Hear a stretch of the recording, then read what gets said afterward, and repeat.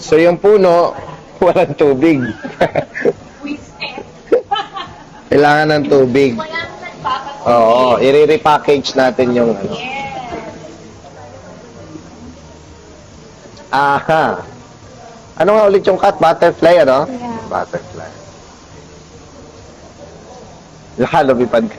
Joke lang. Uunatin ko muna. Ha? Kasi, plinansya mo to this morning.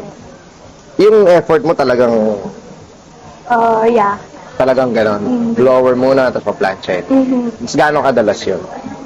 Every day. Kasi sobrang buwagag, gano'n.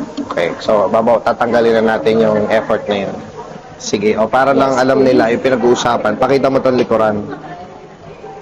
Ito yung hindi mo naaabot ng plancha. Ayan.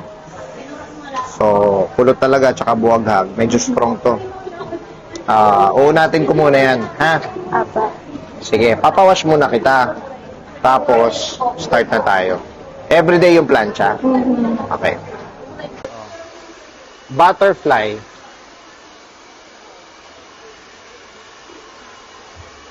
So, pag umaga, lilipad ka. Galing mo ka butterfly eh. Ngayon, kagaya na sinabi ko, gusto mo ma-emphasize, kagaya ng ginawa ko, ha? So, ayan, wala na yung kulot.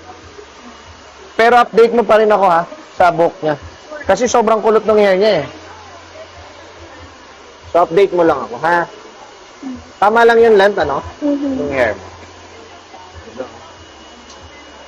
Soft layering. Maraming may gusto nito eh.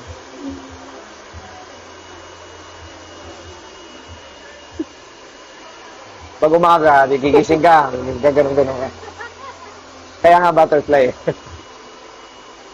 Tama lang din yung bangs, no? Pang ano lang, pang frame ng face. So,